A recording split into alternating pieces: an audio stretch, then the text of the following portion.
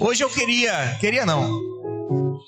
eu quero ministrar uma palavra que, entenda, se você vai numa escola para quê? Estudar. Mas aí você avançou na escola, e quando você avança na escola, eu quero acreditar que você vai para uma faculdade, amém? E você vai para uma faculdade para quê? Estudar não. Não. Para ser é isso. Porque você sai da faculdade, teoricamente, lógico, com uma... para isso você faz um curso específico, de uma especialização, para que você possa se profissionalizar.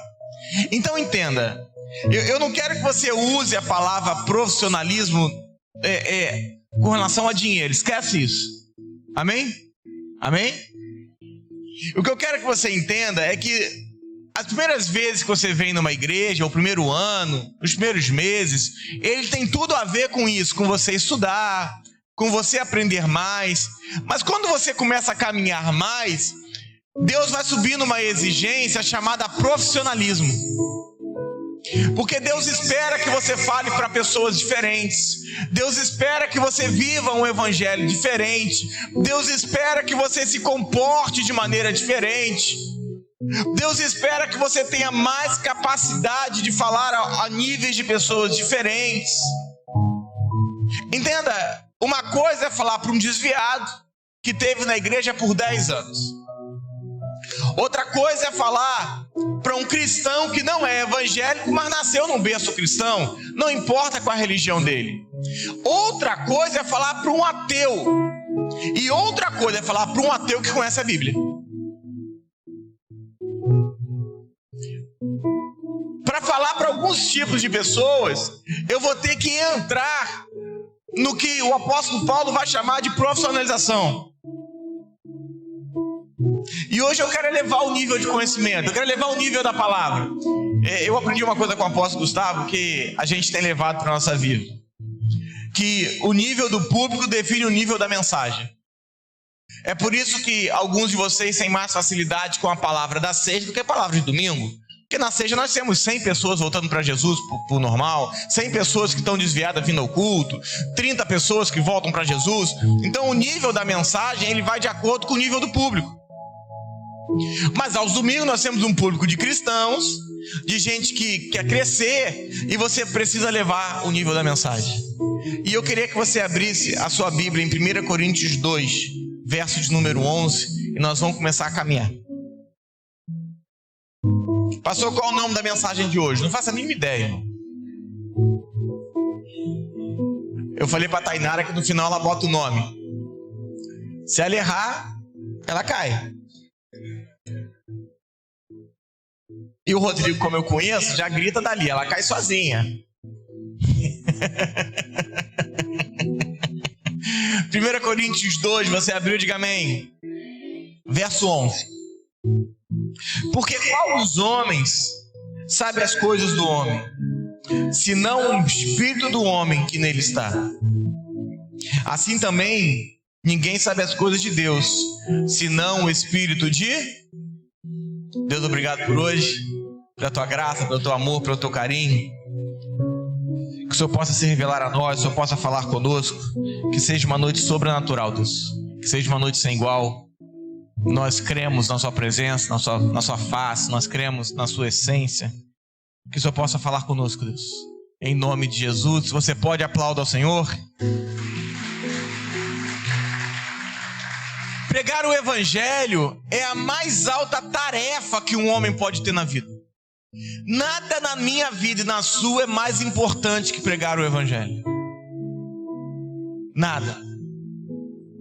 E nós cremos, mediante a Bíblia, que o evangelho é capaz de resolver todos os problemas da sociedade. Você crê nisso? Diga amém. O evangelho é capaz de resolver todos os problemas que temos na sociedade. Apontar os problemas não é suficiente, porque se apontar os problemas fosse suficiente, nós teríamos nenhum problema na sociedade. O traficante sabe que ele é traficante. O matador de aluguel sabe que ele é matador de aluguel. O ladrão sabe que ele é ladrão. O corrupto sabe que ele é corrupto. Mas nem por isso eles mudam. Porque entender o que está errado não te faz modificar. O que vai nos fazer modificar a sociedade é o evangelho avançar como ele é. Porque não há ponto que o evangelho toque que ele não cause transformação imediata, a médio prazo ou a longo prazo. É inevitável. Se te contaram algo diferente disso, de que nós temos que fazer algo que não seja evangelho para transformar a sociedade, o que você escutou não é evangelho. Não é. Eu acredito de todo o meu coração, e por aquilo que entendo de Bíblia, que somente o evangelho é capaz de transformar o que vivemos, mas nada. O meu bom comportamento não muda nada, as minhas boas ideias não mudam nada, o meu sentimento de justiça própria nada muda, apontar erros nada mudam, e não estou dizendo que não devemos exortar pessoas, nada disso. O que eu estou dizendo é que se nós exortamos 100 pessoas, pode ser que 10 mudem. Amém? Se você conhece alguém militar do seu lado, e temos alguns militares na igreja, eu duvido que você pegue um bandido e ele diga que ele está certo. Ele sabe, irmão. Ele já pede desculpa. É o que eu acredito. Não sou policial, mas em alguns casos eu acredito que isso ocorre. Por quê? Porque ele sabe que ele está errado. Ele sabe. É por isso que ele foge. Você já viu alguém... O que é a fuga? Alguém que já decretou que está errado.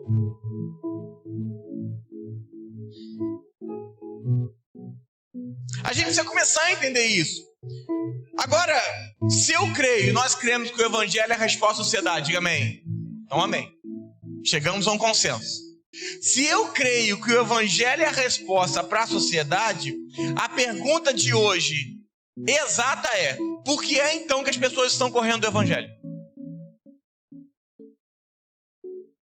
Por que as pessoas se desviam? Por que chegam na igreja e saem da igreja? Porque se eu tenho a certeza que o evangelho é a resposta para tudo que nós vivemos, o porquê que as pessoas não se firmam? Por causa desse texto. Eu leio de novo. 1 Coríntios 2:11. Qual dos homens sabe as coisas do homem, senão o Espírito do homem que nele está? Assim ninguém sabe as coisas de Deus, senão o Espírito de Deus. O Espírito que está no homem sabe de todas as coisas. Você já teve? Todo mundo aqui já teve isso. Você quer ver só? Olha para mim. Você está vivendo uma situação e daqui a pouco você tem um lápis e fala assim: ué, eu já vi isso em algum lugar. Não, eu vou repetir. Você acha que isso é coisa de outra religião, mas escuta. Quem aqui já viveu alguma situação e aí no meio da situação você fala assim: ué, eu já vi isso. Quem já viveu isso aqui? Todo mundo. Não, tem uma coisa errada. O mundo vai chamar isso de déjà vu. Olha que bonito, né? Eu vou chamar isso de Espírito de Deus. Porque no dia que Deus colocou você nesse corpo, Deus desenhou toda a sua história. E se você cumprir toda a sua história, volta e meia você vai ter esse lápis de saber o que está acontecendo, de saber o que está fazendo, de saber o que está acontecendo. Porque você já viu, não hoje, mas quando você estava em Deus. Está explicado agora, não está? É por isso que todo mundo já viu. Você veio de Deus ou não? Todo mundo veio de Deus. Pastor, como eu pensei nisso? É porque tem que ter uma criatividade santificada a pensar em algumas coisas. Porque você já viu. É como se quando você tivesse saído de Deus, Deus falou assim: ó, você vai entrar num corpo. E nesse corpo você vai fazer algumas coisas. Você vai cumprir algumas tarefas, alguns caminhos. O que é a batalha? É Deus te voltando para o caminho dele.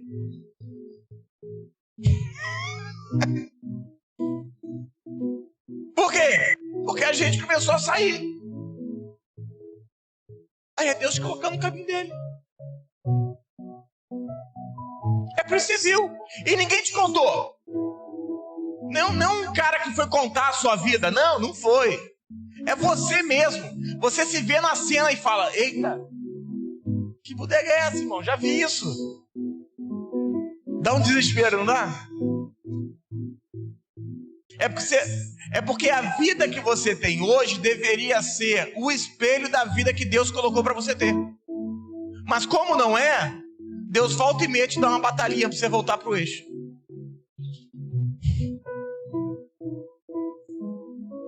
E o espírito do homem, o espírito que está no homem, ele sabe todas as coisas.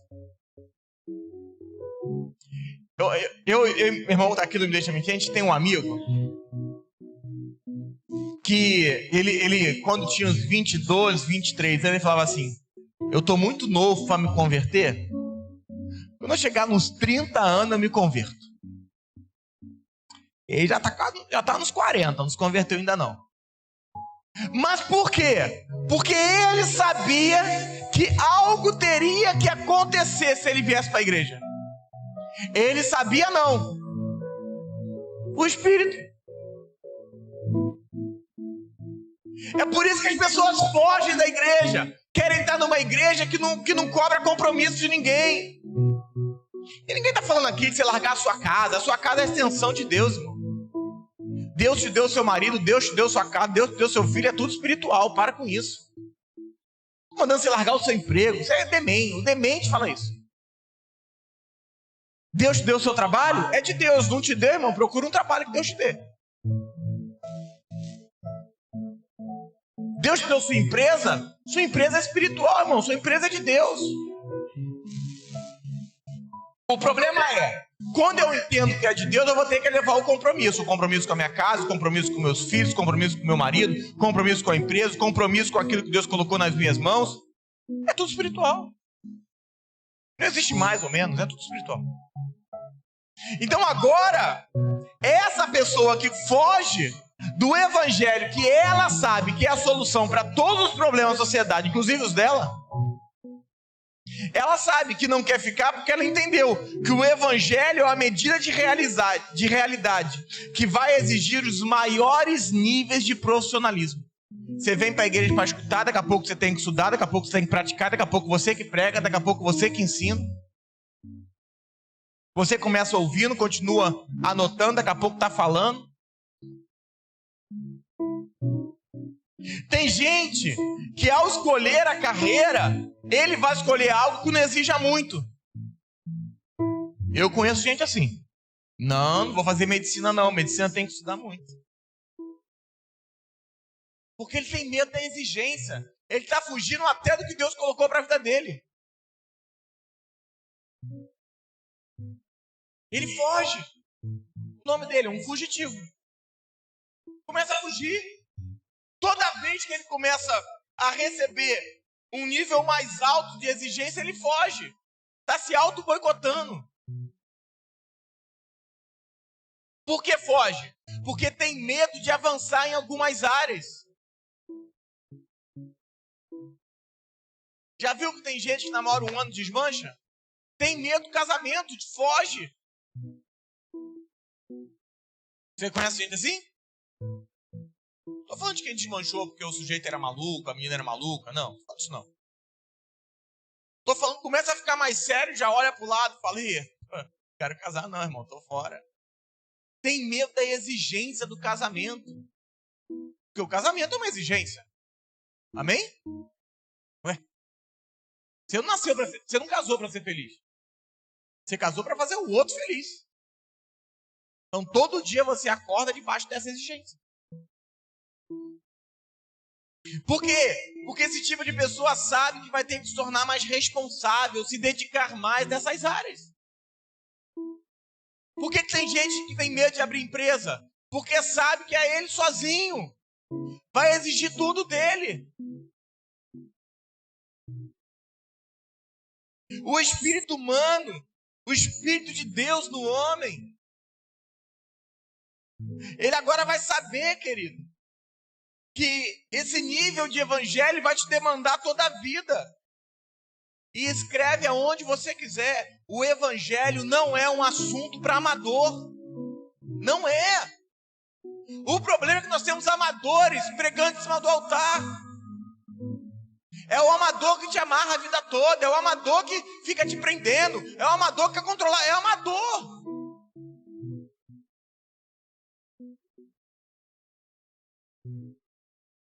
Se você não crê que o evangelho está acima da faculdade que você faz ou fez, em termos de estudo e dedicação, então o que pregamos não é evangelho. Pastor, o que é isso, pastor? Não. Se você não acreditar que a faculdade que você fez ou faz, o evangelho está acima disso, em cima de estudo e dedicação, o que eu ouvi não é evangelho. O evangelho não exige a minha parte do domingo. O evangelho exige toda a minha vida. Deus comprou a minha vida para eu não ter direito a ela. Mas aí a gente vive, você tem que viver a sua vida. O que é isso? Satanás. O problema é que os retardados de plantão, com todo respeito aos retardados, não entenderam que a vida da sua casa é a vida de Deus, da sua família. Não entenderam que tudo que Deus te entregou é extensão. Não é para viver mais ou para viver menos, mas para ser integral em tudo. Não existe um Bruno na igreja, um Bruno em casa, um Bruno no trabalho, um Bruno... Não existe isso. Está tudo interligado.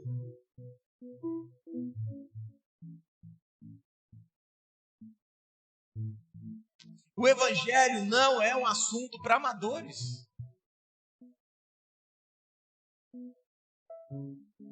O problema é que tem muita gente que classifica inconscientemente o evangelho como mata-culpa e não como a razão da sua existência. A gente vem para a igreja como mata-culpa. Estou um tempão sem ir no culto, né? Então vou hoje. Estou um tempo... Não, o evangelho não é isso. O evangelho, Cristo, é a razão da sua vida, não existe outra razão. Sabe aquela coisinha idiota que você fala quando namora? Você é a razão da minha vida. Mentira. Isso é mentira. Sem você eu não vivo. Irmão, todo mundo desmanchou e continua vivendo. Depois fala mal do ex-namorado, já viu? Mas ele não era a razão da sua vida? Aí eu estava cega. Porque a única razão da sua vida é Cristo.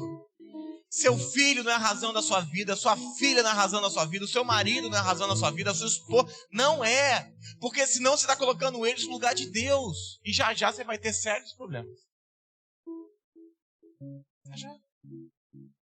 Já já Deus vai chacoalhar você para você entender qual é a razão da sua vida.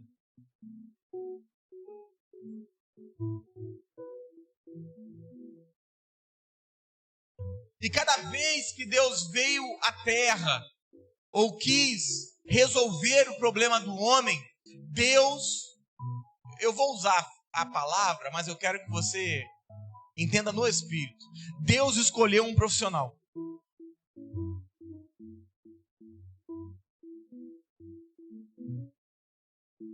Quando Deus quis destruir Saul, Davi era o mais preparado. Quem é que estava no campo lutando com o urso, lutando com o leão? Eu conheço gente que matou gente, mas não conheço gente que matou o urso com cajado. Não conheço gente que matou o leão com xilingue. Você conhece alguém? Não conheço. Quando Deus quis tirar o povo do Egito, 400 anos como escravo, Deus escolheu o mais preparado. O mais preparado era Moisés.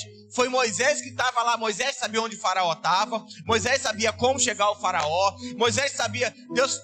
Deus mostrava algo que Moisés sabia. Tem tantos metros, tem tanto isso. Porque Moisés que aprendeu, irmão. O povo mais inteligente naquele espaço de época era o povo do Egito. Até hoje estão tentando entender como é construir aquele negócio lá, irmão. Já viram esses documentários? Até hoje, irmão, estão tentando resolver como é que construíram as pirâmides. Até hoje. Até hoje estão dizendo que foi extraterrestre que bateu lá e construiu aquilo. Porque não tem resposta de tão à frente do tempo que esses homens estavam. Até hoje. Pelo amor de Deus. Moisés estava dentro dessa casa, aprendendo como príncipe. Quando Deus começou a mostrar o negócio para ele, Moisés desenhou. Falou, e aqui, ó, isso aqui é mole, isso aqui é o tabernáculo, ó, tem uma porta, e esse cetim, isso aqui é cetim, isso aqui é ouro, isso aqui é bronze. Vai falar isso para um escravo, ver se ele consegue. Fala para um escravo, ver se ele consegue.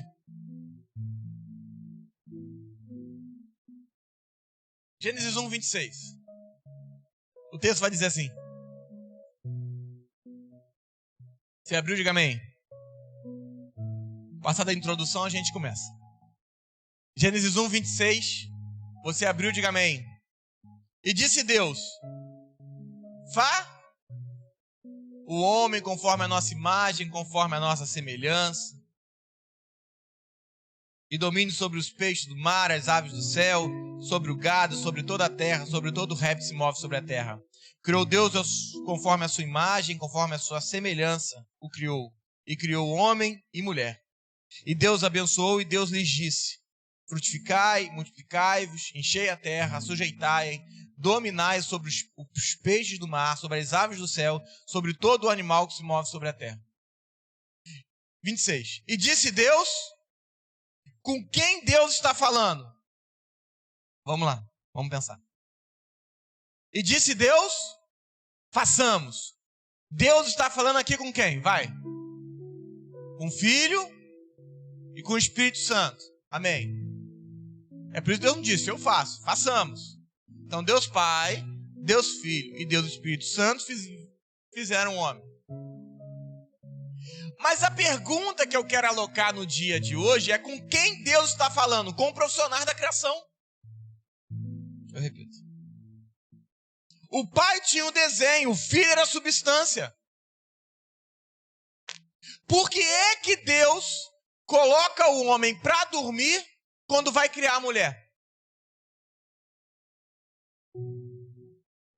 Porque a criação da mulher não era assunto para um amador chamado Adão.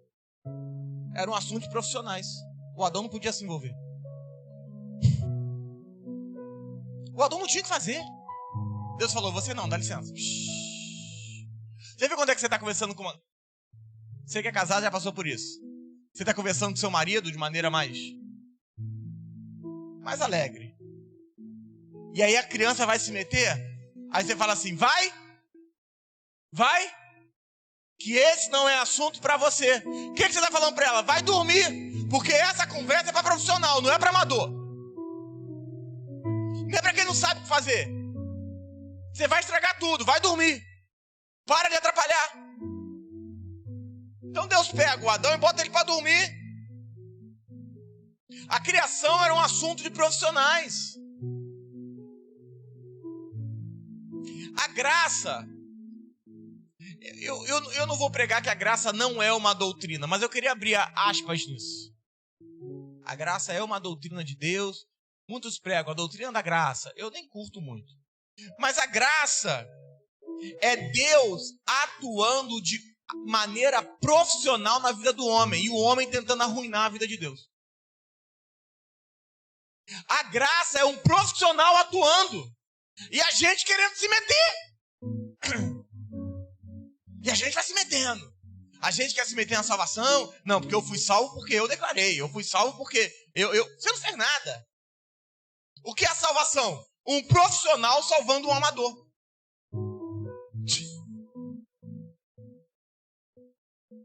É por isso que a salvação é pela graça. Para que você não precise intervir nesse assunto. Quem aqui já fez alguma operação? Levanta a mão. Abriu, usou bisturi? Quem já fez isso? Vamos imaginar uma cena que você precisa tirar um negocinho do braço. Da cabeça. Se eu tiver um bisturi na sua mão, você faz? Por que não? Por que não? Mas você não se ama? Se for alguém que você ama, eu vou trocar você para um filho seu. Eu dou um bisturi na sua mão e falo assim, pera aí. Mas o amor não é suficiente para você fazer as coisas? Não é suficiente o amor para curar?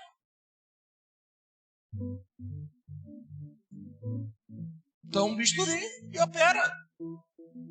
No primeiro sangue você chora.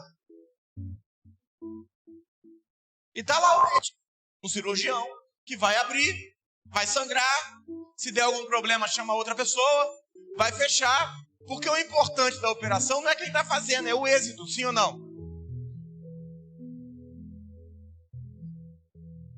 Se você não se opera porque você sabe que uma operação não é para qualquer pessoa fazer, por que você acha que podemos tocar as outras pessoas com o evangelho de qualquer jeito? Sem que a gente tenha que estudar, se profissionalizar. Por que a gente acha que é simplesmente pegar um bisturi e tocar a ferida de alguém? Simplesmente pega um bisturi e toca. Vamos lá, vamos ferir o fulano, vamos sarar aquela ferida, porque eu tô cheio de amor. Não, irmão. O evangelho é um assunto de profissionais. Pessoas que querem se especializar, que querem estudar, que querem ser treinadas. Já pensou você operando um filho? No primeiro corte você chora. Ai, tadinho. Tô mentindo? Porque o foco do apaixonado tá no amor. O foco do profissional tá no êxito. Eu vou tocar na sua vida, irmão. Até que você ou me odeie ou você tenha êxito. Porque esse é o foco do profissional. É por de vez em quando você vem pro culto e sai chateado. É um bisturi de um profissional rasgando você. Você não veio para ficar feliz. Você veio pro êxito. E qual é o êxito? Ser como Cristo. Enquanto não for, irmão, nós vamos tirar tudo quanto é cicatriz. Nós vamos abrir o que tem que abrir. Nós vamos mudar o que tem que mudar. Nós precisamos de um evangelho que progrida fora da estabilidade do homem. Ai, não tô afim de ir para a igreja hoje. Quem disse que você tem que vir para a igreja quando você tá afim? Ai, hoje eu tô cansado.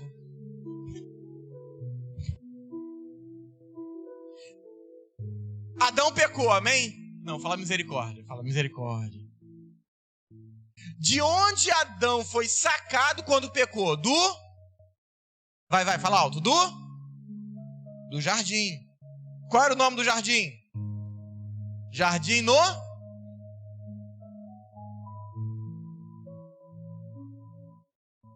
Eu vou melhorar. Amém? O homem, quando pecou, ele foi sacado de um ambiente de profissionais, Deus Pai, Deus Filho e Deus Espírito Santo, para cair na mão de amadores, o próprio homem. O homem foi sacado de um ambiente profissional e cai num ambiente de amador, irmão. Porque o Adão foi criado para viver e ser tratado num ambiente altamente profissional.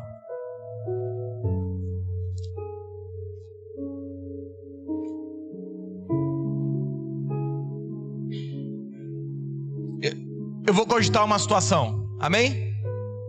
A situação é: algo acontece com alguém que você ama e você precisa viajar para Belém, porque em Belém tem um médico que custa 50 mil reais e ele vai resolver o problema de quem você ama. Você conseguiria esse dinheiro, sim ou não? Você conseguiria esse dinheiro, sim ou não? Porque todo mundo vai viver isso. Ao aparecer a necessidade, todo mundo vai atrás de um profissional. Eu não vou te largar nesse momento. Por quê? Porque o carnal opera por necessidade. Pastor, o espiritual vive na mão do profissional sem precisar. Porque na necessidade, a única opção que você tem é um profissional. Eu vou expor o pastor Júnior e a Cássia quando chegaram aqui na igreja. Não, vou expor porque são líderes da igreja e eu tô falando com um pastor, fica mais fácil. Pastor Júnior e Cássia moravam juntos, estavam na vida que o Senhor não lhes queria. Não ia falar na vida que o Senhor deu. E aí, 3, 4 anos atrás, chegaram aqui na igreja. Porque quando resolveram ficar juntos de novo, porque estavam brigando, a Cássia nem ia com a minha cara. É verdade. Não ia com a nossa cara. Mas quando precisou, teve que sentar. Por quê? Na necessidade, a Cássia não é mais carnal, mas na época era. Só para você não falar que ela vive carnal ainda. Porque quando você está carnal, você vai querer cair na mão de um profissional. De falar, ele resolveu o problema da minha irmã, resolveu o problema da minha tia, resolveu o problema da minha outra irmã, resolveu o problema de não sei quem. Eu vou querer procurar um profissional. Você vai migrar de igreja em igreja, mas quando estiver no perrengue, você vai querer a mão de profissional. Porque o carnal vai buscar um profissional na necessidade. Você vai pagar o médico mais caro, você vai viajar para onde for necessário, tiver que ir para fora do país, pagar viagem, pagar hospedagem para você ser curado, você vai, porque não tem preço a cura. E você sabe que o medíocre não vai te curar. Qual é a diferença do carnal para o espiritual? O carnal vai esperar a necessidade para buscar o profissional. E o espiritual vive perto do profissional para não passar necessidade.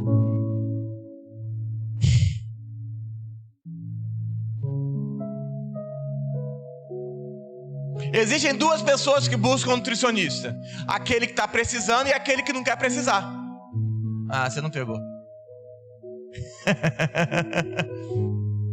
O pastor Bruno vai ao nutricionista. Por quê? Porque ele come mal. Agora não, que eu estou tirando onda. Mas em outros tempos, eu ia buscar um profissional porque eu precisava emagrecer 15 quilos. Já perdi os 15 quilos. Alguém achou ele aí, mas eu perdi. Eu ia buscar um profissional porque eu não comia legumes, mas há 2 anos eu como. Eu comia hambúrguer, mas não, agora não. Mais uns 2 anos que eu não como. Eu vivia de refrigerante, eu tenho uns 2 anos que eu não tomo refrigerante. Então eu ia buscar um profissional porque eu precisava. Eu estava no pior estágio, morrendo. Agora não. Eu posso estudar. Essa é a diferença de alguém que quer se profissionalizar do que alguém que quer ser operado. O que vai estudar é para operar as pessoas. Mas já que você não estudou, você vai ser operado por quem estudou.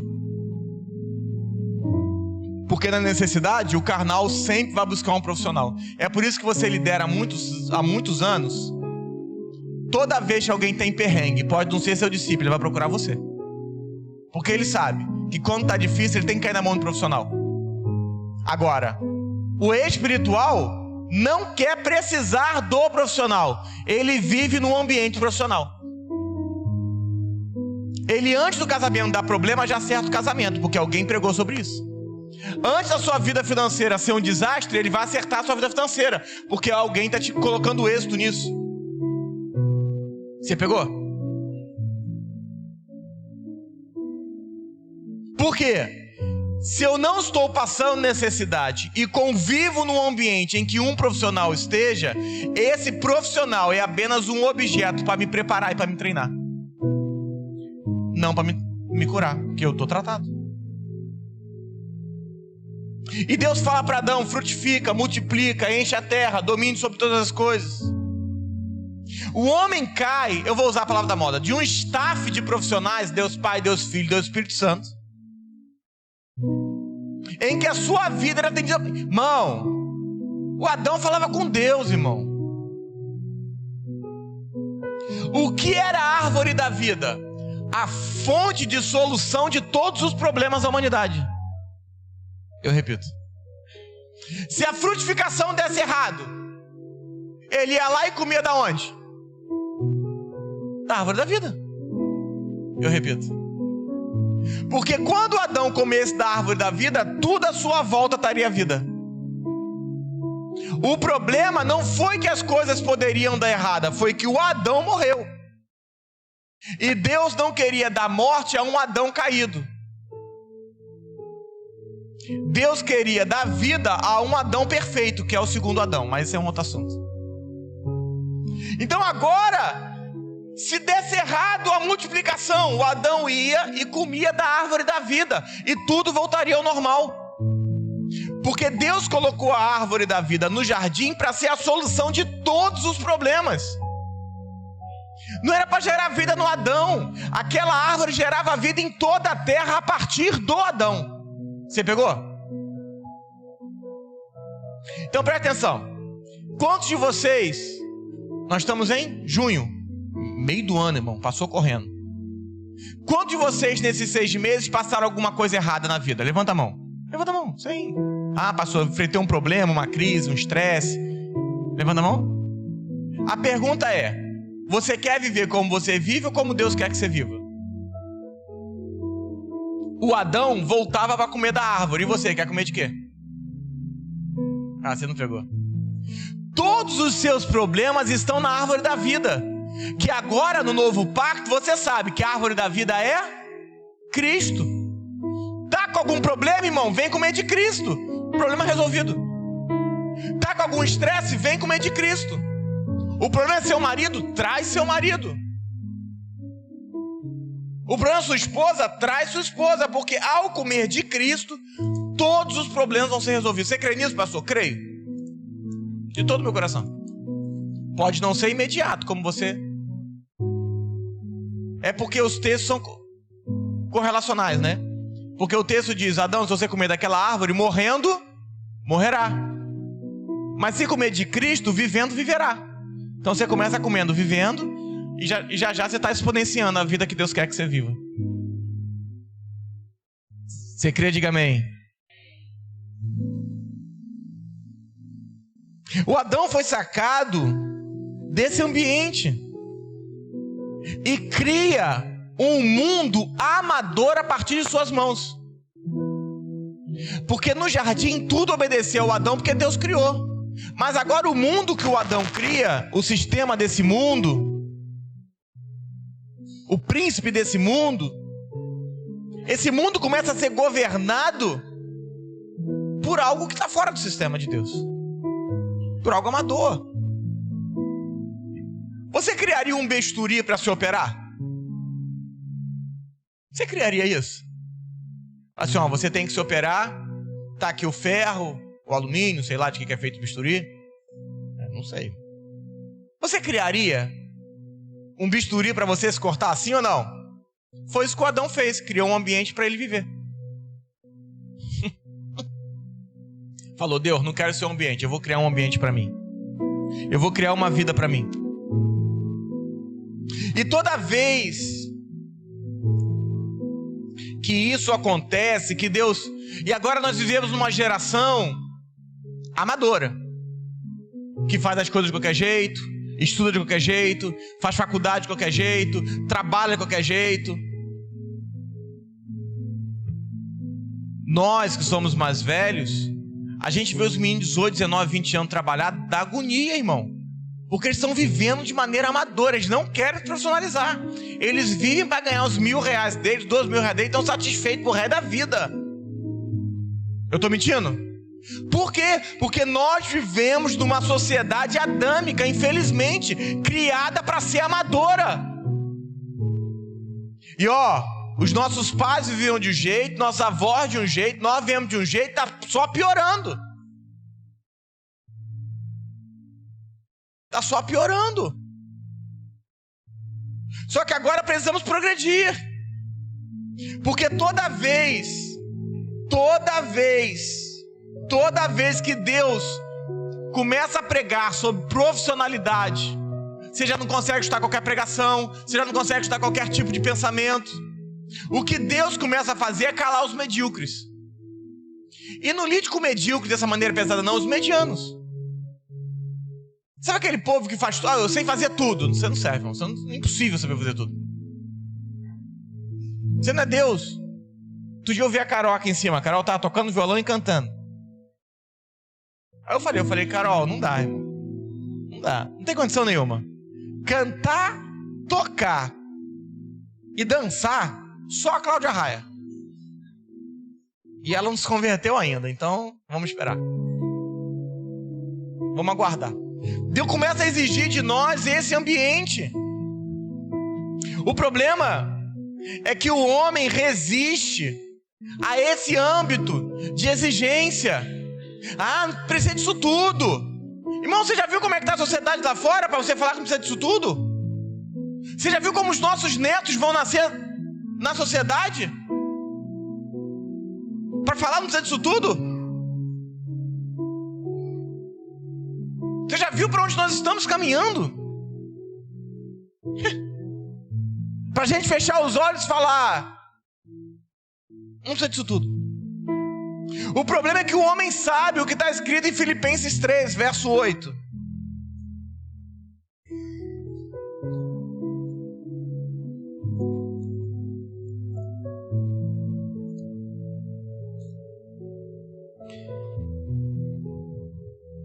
Filipenses 3, verso 8, você abriu, diga amém. Vamos ler o 7. Mas o que para mim era ganho, reputei por perda por Cristo. E na verdade, tenho também por perda todas as coisas, pela excelência do conhecimento de Cristo Jesus, meu Senhor, pela qual sofri a perda de todas as coisas, e as considero como escória, em algumas versões como esterco, para que eu possa ganhar a Cristo. O homem tem certeza que começando a caminhar com Cristo, ele vai ter que botar todas as coisas que ganhou de lado. E é por isso que ele tem medo. Ele tem medo. Ele tem medo. Ele tem medo de caminhar por algo que ele não sabe onde vai chegar. Ele tem medo. Só que entenda, quanto maior as trevas, maior o nível de profissionalismo que Deus vai exigir da igreja. O que você acha que precisa de mais estudo? Ser piloto de avião ou piloto de bomba atômica? Ser piloto de carga de pessoas ou um cara que leva uma bomba? O que precisa de mais exigência? O que precisa de mais exigência? O que vai precisar de mais exigência? Você carregar pessoas num frete daqui para São Paulo? Ou um rapaz está portando uma bomba para destruir um local? Qual o maior nível de exigência? A pergunta é exatamente essa. O problema é que a gente achou que a igreja é um local para conduzirmos pessoas, mas não. A igreja é um local, irmão, que nós estamos conduzindo uma bomba dentro de nós. Ah, você não entendeu. O que tem dentro de nós é uma dinamite chamada crise, irmão, que está doido para explodir para tudo quanto é lado. E nós estamos achando que não conduzimos pessoas, não, irmão. O que nós temos que fazer em culto é armar pessoas.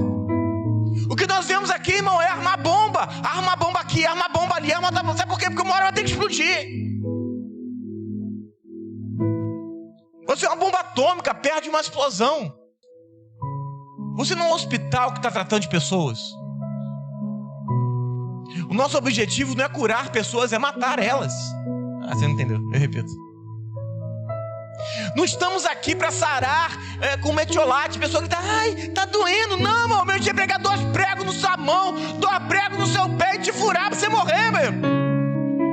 Porque a vida que você tem é por perda. Ou como diz o apóstolo Paulo, é por escória, não serve de nada. O problema é que a igreja virou um grande hospital de metiolate. Nem existe mais metiolate hoje em dia, né? Existe? Não, existe ou não existe? Não, metiolate que não arde não é metiolate. É iodo. Mas pelo amor de Deus, irmão. É igual uma injeção que não dói. É isso. É isso que a gente está fazendo com a igreja. A gente agora quer uma igreja que a gente vai sarar ela sem doer. Obrigado pela pregação. Ai, vem cá, não vai doer não. Vai doer sim, você vai morrer numa cruz. Todos os seus desejos vão por água abaixo. A sua vida não serve de nada. Pastor, e a sua vida tem que ser Cristo.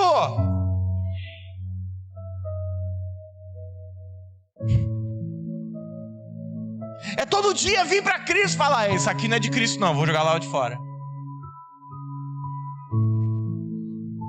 Esse é o problema da pregação, os amiguinhos de Jesus. A gente não vem à igreja para ser amigo de Jesus. A gente vem à igreja para ser a esposa perfeita de Cristo. Ele tem que olhar para você e falar, tá do jeito que eu quero. Eu não quero ser convidado para o casamento, irmão. É o meu casamento, eu não sou convidado. Não é sobre escolher a melhor roupa ou a pior roupa. É sobre estar do jeito que o noivo quer para ele olhar e falar: essa é a noiva que eu quero, é desse jeito. O que é evangelismo? É a notificação de alguém que o casamento dele está chegando, ou o convite a alguém participar do meu casamento.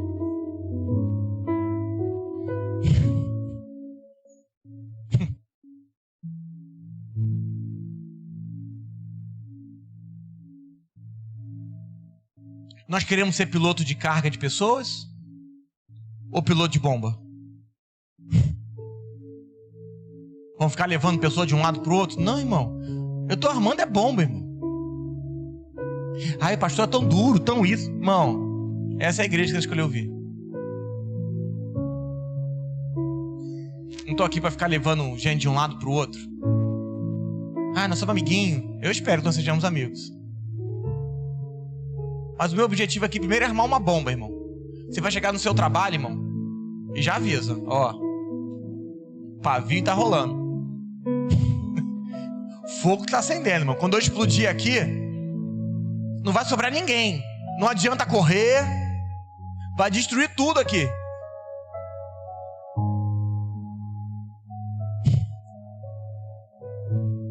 O que é o livro de Gálatas? O livro de Gálatas é um profissional falando com criança. Eu repito. Porque se você ler Gálatas 13 e Gálatas 4, que nós estudamos aqui na Unireino, você vai ver que Deus está chamando Israel de criança. E o apóstolo Paulo, altamente profissionalizado. Para mim, o grande escritor do Novo Testamento.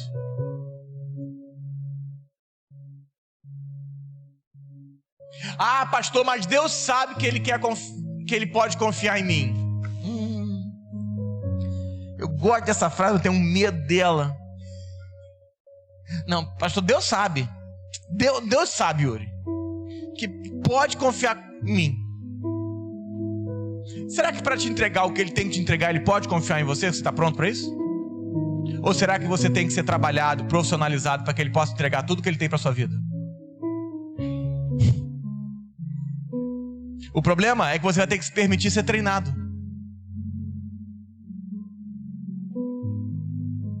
Quem já viajou para fora do país aqui? Quem já viajou? Você já viu fruta do país fora do país? Fruta do Brasil, onde você foi comer, você já viu? Fruta brasileira? Quem já viu? Você já reparou que as frutas que foram para fora são melhores do que as que estão aqui? Você não entendeu, não. Você já reparou que a banana brasileira da Europa é 3 vezes mais bonita que a banana que você come aqui no mercado? Que a maçã brasileira da Europa é 8 vezes mais bonita? Dá gosto, irmão. Grande. Os maiores frutos, os melhores frutos são exportados. Você não entendeu ainda. Se você acredita que você é uma mercadoria de exportação, querido, você vai ter que ser melhor do que você é hoje. Sabe por quê? Porque ao ser exportado por uma nação, por um lugar que ninguém conhece o evangelho, eles vão ter que olhar para você e querer comer.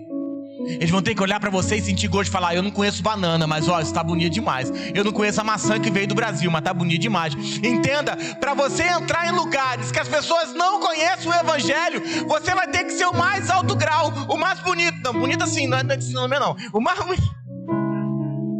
Você vai ter que ser o melhor. A mercadoria de exportação. Não pega mercadoria pesado não, para não falar que eu tô chamando de ser mercadoria. É que as pessoas vão ter que olhar pra gente e falar: rapaz, eu quero. Eu quero tirar um pedaço disso. Que vida é essa que você tá levando? Que vida é essa? Vira pra esse irmão que tá ao seu lado e fala assim: a sua vida hoje é um evento carioca ou um evento pra Europa?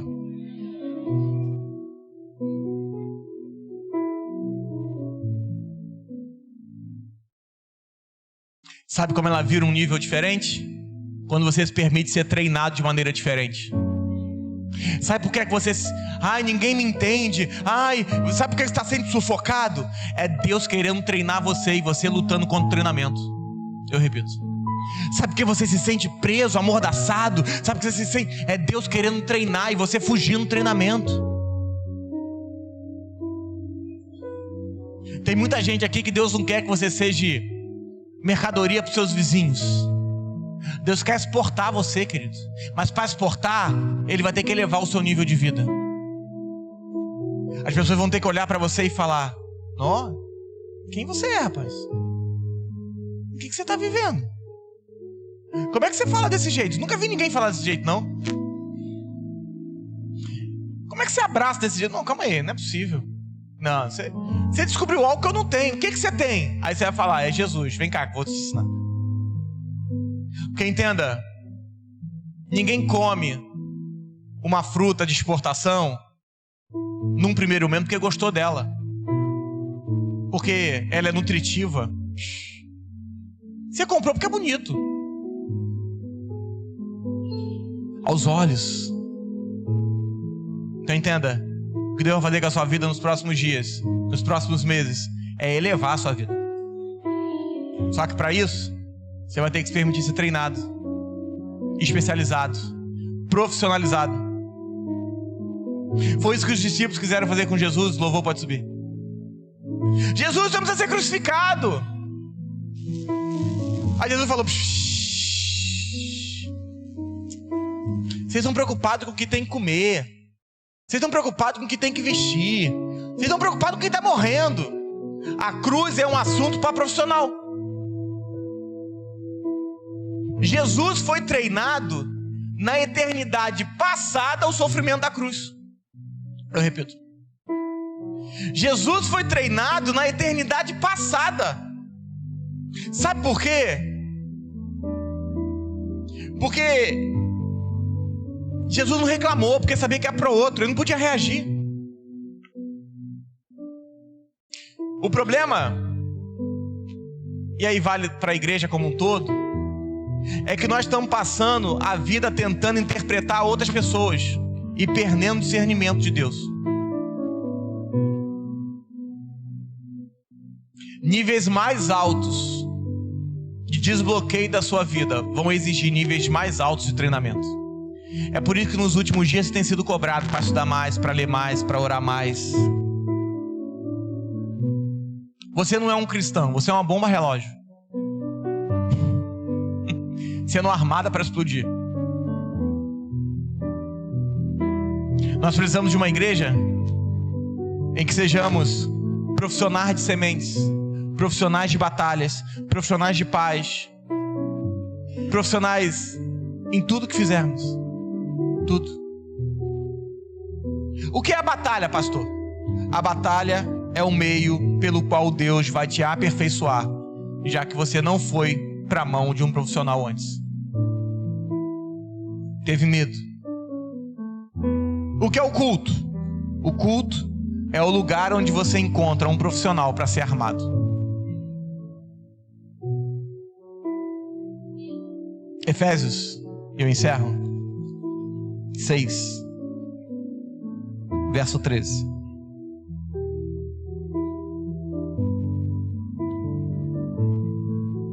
Vamos ler o 11. Efésios 6, verso 11. E eu encerro aqui, para a gente orar. 6:11, você abriu, diga amém. Revesti-vos de toda a armadura de Deus, para que possais estar firmes contra as astutas ciladas do diabo. Porque não temos que lutar contra a carne e o sangue, mas sim contra principados e contra potestades, contra os príncipes das trevas desse século, contra as hostes espirituais da maldade nos lugares celestiais. Portanto, tomai toda a armadura de Deus, para que possais resistir ao dia mau. Havendo feito tudo, ficais firmes. Estais, pois, firmes, tendo cingido os vossos lombos com a verdade, vestido a couraça da justiça, calçado os pés na preparação do evangelho da paz, tomando sobretudo o escudo da fé, com o qual podereis apagar todos os dardos do inimigo e do maligno. Tomai também o capacete da salvação e a espada do Espírito, que é a palavra de Deus. A pergunta que eu faço hoje: a armadura é coisa de amador ou coisa de profissional? A armadura é coisa de criança ou coisa de gente madura? Porque nem o Davi, quando era criança, quis usar armadura.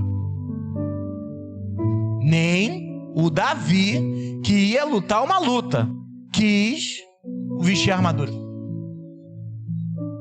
E estamos falando de um homem que já tinha sido ungido rei. Nem ele. Porque a armadura é coisa de profissional. Essa noite, essa manhã, a noite é para quem está na internet.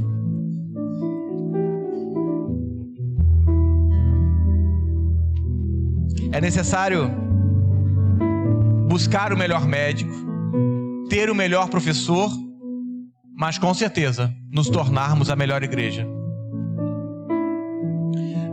Vira para esse irmão que está ao seu lado e fala assim: a partir de hoje, o seu treinamento começa. Deus vai apertar você de uma maneira que você nunca viu. Não é porque o pastor está falando, não. É porque o processo já começou. Você está sendo apertado. Você vai ler mais. Você vai orar mais. Você vai se dedicar mais. Porque o que Deus está fazendo com você é armar uma bomba relógio. Você vai explodir no seu trabalho. Você vai explodir. Irmão, você vai explodir. Você vai... Tudo que você vê é Cristo. Tudo que você tocar vai ser Cristo. Sabe por quê? Porque você vai explodir a tal ponto que você vai se tornar contagioso. Ao tocar, é Cristo que toca. Ao explodir, é Cristo que explode. E hoje, querido, o que Deus vai fazer com você é começar a te potencializar. Você está sendo potencializado por Deus. Essa palavra é uma palavra de entre palavras. O que eu chamo disso? Você vai ter que entender isso para tudo que nós vamos ministrar esse mês. Porque Deus quer potencializar você. Não para você trabalhar na igreja, não. É porque nós vamos começar a mudar a sociedade. A partir de você. A partir do Cristo que está em você. Se você crer, fique de pé.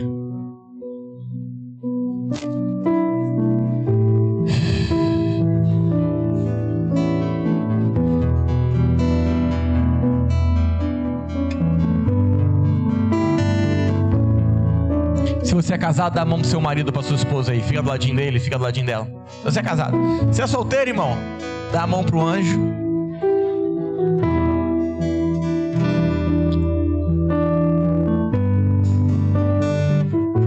Se você é casado, fala pro seu marido ou pra sua esposa. Se você é solteiro, fala pro irmão que tá ao seu lado.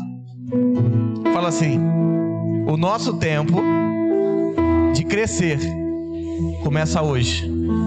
Nós vamos ser potencializados por Deus de todas as maneiras. Nós vamos crescer como você nunca viu, como você nunca sonhou, porque chegou o tempo de Deus armar. Porque o evangelho não é assunto de amador. Eu não venho para a igreja para assistir um culto. Eu vim ser potencializado. Porque a partir de agora, tudo em Deus, tudo para Deus e tudo por Deus. Em nome de Jesus.